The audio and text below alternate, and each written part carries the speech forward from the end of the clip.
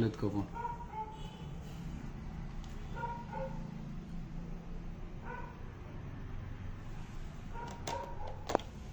नमस्कार.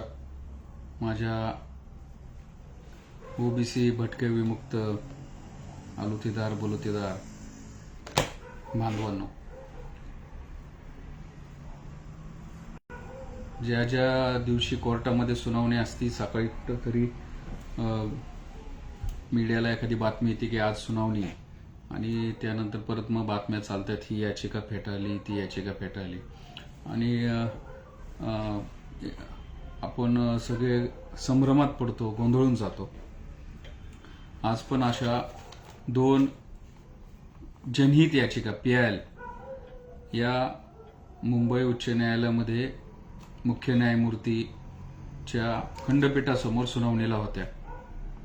एक होती PIL नंबर 99 शिवा अखिल भारतीय वीर शैव लिंगायत संघटना म्हणजे भीमराव धोंडे यांची, जी त्यांनी जनहित याचिका दाखल केलेली आहे. 59 नंबरला हे मॅटर लिस्टेड होतं. आणि दुसरी होती ओबीसी वेलफेअर फाउंडेशन तर्फे माझी म्हणजे मंगेश ससाने, ती 89 नंबरला लिस्ट केली होती याचिका. तर मुळामध्ये एवढा मोठा बोर्ड होता. आज सकाळी सप्लिमेंटरी बोर्ड चालू झाला. असं वाटलं नव्हतं की आज या याचिका सुनावणीला येतील. तर मागच्या वेळेस असंच झालं. 37 नंबरला याचिका आपली होती, 33 नंबरपर्यंत कोर्ट पोहोचलं आणि त्यानंतर स्पेशल बेंचसाठी 4:30ला उठलं. पण आज मुळात काही सप्लिमेंटरी बोर्ड केला आणि त्यानंतर मग 48 नंबरपासून परत सुनावणी पुढं चालू झाली. मग आज जी वीरशैव अखिल भारतीय वीरशैव लिंगायत समाजाची जी जनहित याचिका होती, तर याच्यावर सुनावणी झाली. तिथं वरिष्ठ वकील तळेकर साहेब होते आणि यामध्ये त्यांनी सांगितलं की असं या संदर्भामध्ये जो GR आहे तो चॅलेंज केलेला आहे. आम्ही 30 ते 40 लिंगायत समाजाच्या ओबीसी मधील संघटनांतर्फे आम्ही हे करतोय.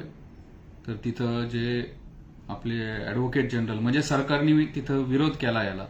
ते म्हणले की अशीच एक रिट पिटिशन PIL जनहित याचिका ती फेटाळलेली आणि त्यांना रिट पिटिशन करायला सांगितलेली आहे. तर त्यामुळं ही पण तुम्ही स्वीकारू नका म्हणून. त्यावर मग तळेकर साहेबांनी सांगितलं की ते इंडिव्हिज्युअल म्हणजे वैयक्तिक त्यांनी ती दाखल केली होती, आम्ही संघटनेतर्फे करतोय आणि ते SC शेड्यूल कास्ट समाजाचे होते, त्यांचा लोकस कोर्टाने लक्षात घेतला आणि त्यामुळं तुम्ही अफेक्टेड पार्टी नाहीये म्हणून तुमची ती मेंटेन करता येणार नाही म्हणून ती फेटाळली.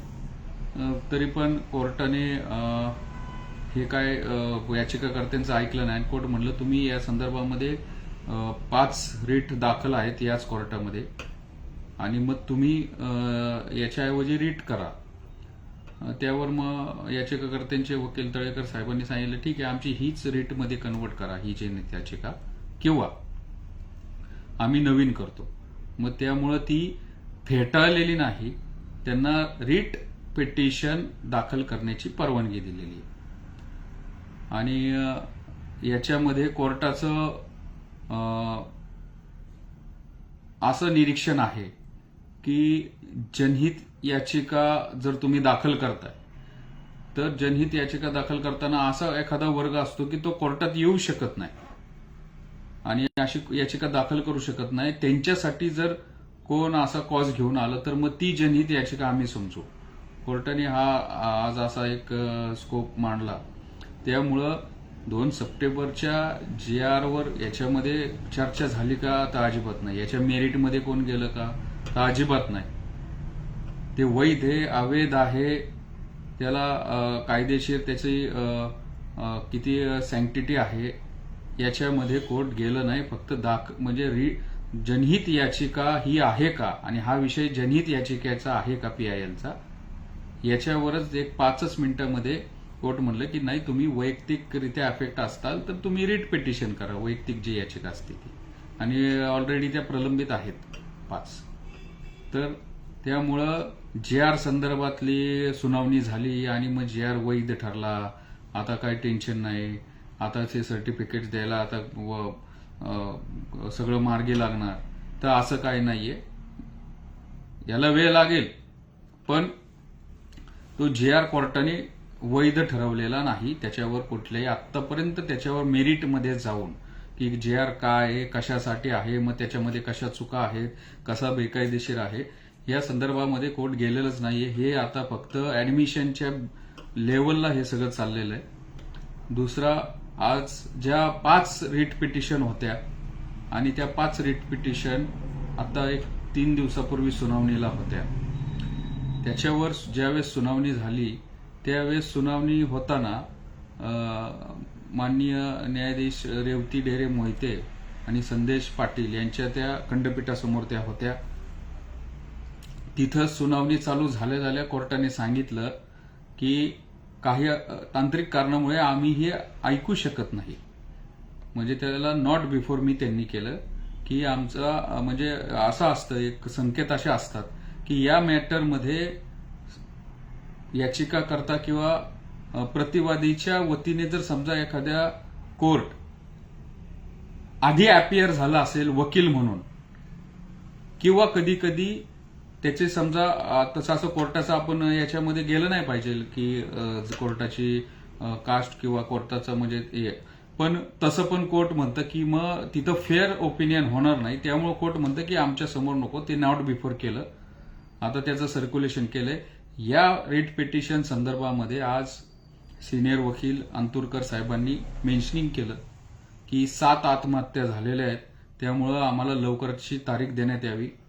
तर कोर्टाने सांगितलंय आम्ही पाहू. आता दिवाळीची पण काहीतरी सुट्टी आलेली आहे, तर आणि याच्यानुसार जो ऑटो जनरेटेड असतं साईटवर तर 12 तारीख दिसते, पण तुम्ही आम्हाला लवकरची तारीख द्या. तर कोर्ट म्हणला आम्ही त्या संदर्भात विचार करू. हे झालं रिट पिटिशन संदर्भात. धोंडेंच्या PIL संदर्भात कोर्ट म्हणलं की तुम्ही रिट पिटिशन करा, आणि जी आपली जी किंवा माझी जी होती ती 89 नंबरला होती आणि कोर्ट उठायच्या 1-2-4 मिनिट आधी ती फक्त सुनावणीला आली. त्यामुळंच ही सुनावणी पुढच्या आठवड्यामध्ये आपल्या याचिकेवरची ठेवण्यात आलेली आहे. सिनियर काउन्सिल पण शेजारच्या कोर्टामध्ये होते, त्यांना यायला 1-2 मिनिटं लागत होते, तर त्यामुळे कोर्टाने ते पुढच्या आठवड्यामध्ये सुनावणीला ठेवलेले. तर एकंदरीत सगळं आता जो कोर्टामध्ये काय जे घडलंय ते मी तुम्हाला सगळा लेखाजोखा आज सांगितलाय. त्यामुळं कोणी गैरसमज करून घेऊ नका, गोंधळून जाऊ नका. याचिका अजून सुनावणीला आलेल्याच नाहीयेत, ते ऍडमिशन लेवलला आहेत. रिट पिटिशन आता कुठल्या तरी एका नॉट बिफोर मी केल्यामुळे चीफ जस्टिस कुठल्या तरी एका बेंचसमोर त्या सगळ्या 5 लागलेल्या आहेत. आता ही जी शिवा संघटनेची ती पण रेट दाखल होईल, आणखीन 1-2-3 रेट पिटिशन दाखल होतील. राहिला प्रश्न जे आपली PIL या संदर्भामध्ये पण, कारण ती 2024 पासून आहे, त्याच्यामध्ये बरेच JR चॅलेंज केलेले आहेत. त्याच्यावर सरकारने अफिडेव्हिट फाईल केलेले, त्यांचं म्हणणं सादर केलेलं आहे. त्यामुळं मग ते अमेंडमेंटची आपल्याला परवानगी देतात का ते रिटमध्ये कन्वर्ट करतात. त्यामुळं फक्त हा तांत्रिक विषय आहे. सुनावणीला एकदा सुरुवात झाल्यानंतर 1 ते 2 तारखामध्ये आपल्याला पाहिजे असा आपण जो अपेक्षित करतोय, तर असं आपल्याला रिलीफ मिळेल, इंटरिम रिलीफ, यासाठी आपण प्रयत्न करतोय. त्यामुळं बांधवांनो घाबरून जाऊ नका. आणि सगळ्यात महत्वाचं म्हणजे मीडियाची ज्या काय बातम्या येतात ते फक्त एक हेडलाईन येते की 2 सप्टेंबरच्या JR विरोधातली याचिका फेटाळून लावली, तर ती फेटाळलेली नसती. फेटाळली का काय याच्या खोलात खरं गेलं पाहिजे. हे का सांगतोय तर आपल्या आता आत्महत्या बघतोय, आज 7वी आत्महत्या झाली. लोक ही अशी बातम्या बघून नैराश्यातनं हे आपली सगळे जे यंग तरुण जे बांधव आहेत हे एकदम व्यथित होतात, ते उद्विग्न होतात ते. आणि मग कुठंतरी मग पुढं काहीच नाही, अंधकारमय आहे, आम्हाला नोकरी कशी लागेल, आमचं सिलेक्शन कसं होईल, यांनी मग असे काहीतरी दुर्दैवी निर्णय घेतात ते. तर त्यामुळे मला असं वाटतं की आपल्या आजूबाजूच्या आशा ज्या आहेत किंवा जे अशा आशा लावून आहेत, कुणाचे प्रिलिम झालेली आहे, कुणाचं इंटरव्ह्यू झालेला आहे, तर आशांवर थोडं लक्ष ठेवा. ही कोर्टाची लढाई नक्कीच निराशाजनक असती, बऱ्याच वेळा वेळ खाऊ असती, कारण की पेंडन्सी खूप आहे. दररोज 100 मॅटर एका बेंच पुढे असतात आणि आपल्याला वाटतं ही प्रायोरिटी कोर्टाने लक्षात घेतली पाहिजे. नाही, खरंच घेतली पाहिजे आणि प्रायोरिटीचाच विषय आहे. तरी लागतील एक 10-15 दिवसामध्ये, 20 दिवसामध्ये, 1-2 हिअरिंगमध्ये हे सगळं एकदा व्यवस्थित सगळ्या क्लब होतील आणि एका अप्रोप्रिएट बेंच समोर हे मॅटर चालेल. तोपर्यंत कुणी हिंमत हारू नका, संयम सोडू नका आणि असं काहीतरी आपलं कुटुंब, आपले आई वडील, बायका, पोरं रस्त्यावर असं काय करू नका. एवढीच मी सर्वांना एक नम्र विनंती करतो. दुसरा एक विषय, जो आपला ओबीसी बांधव आहे पवन करवर, याला ज्या अमानुषपणे मारहाण झाली आणि ती का झाली, कशामुळे झाली ते आपण बघितलंय, त्याचे ते व्हिडिओज पाहिलेत. तर हे खूप दुर्दैवी आहे आणि आता सगळ्यांनी सावधगिरी बाळगण्याची गरज आहे. कारण की आता तुमचा आवाज दाबता येत नाही, त्यामुळं असं काहीतरी मग कुणाची गाडी जाळा, कुणाला हातपाय मोडा, म्हणजे तुमचा आवाज कसा दाबायचा, कोण विरोधात बोललंच नाही पाहिजे. तर त्यामुळं सर्वांनी सावध राहा आणि आपलं संरक्षण करायचं तुम्ही हे करा. कुणी चिथावणी कुठं काय परिस्थिती अशी नसेल तर नका जाऊ कुठं. थोडंफार आपण पण थोडं साधक बाधक आपण विचार केला पाहिजेत. कारण की जो माथेफिरे असतात त्यांना कुठल्याही प्रकारचं सौजन्य नसतं, सत्सद्विवेक बुद्धी नसती. तो क्षणिक राग असतो आणि त्या क्षणिक रागात मध्ये आपलं नुकसान होतं. कधी एखादा असं याच्यामध्ये पुढच्याचं आपण नुकसान करू तर आपण पण अडचणीत येऊ. त्यामुळं हे थोडंसं राग येतोय, सगळं अन्याय आपल्याला कळतोय, पण आता कुठंतरी एक संयम आणि एक धीरोदत्तपणे आपण हे सगळं केलं पाहिजे. एवढं बोलतो आणि थांबतो. जय ओबीसी, जय भीम, जय संविधान. ही कायद्याची लढाई आहे, आपण नक्कीच संविधानिक मार्गाने जिंकू. धन्यवाद.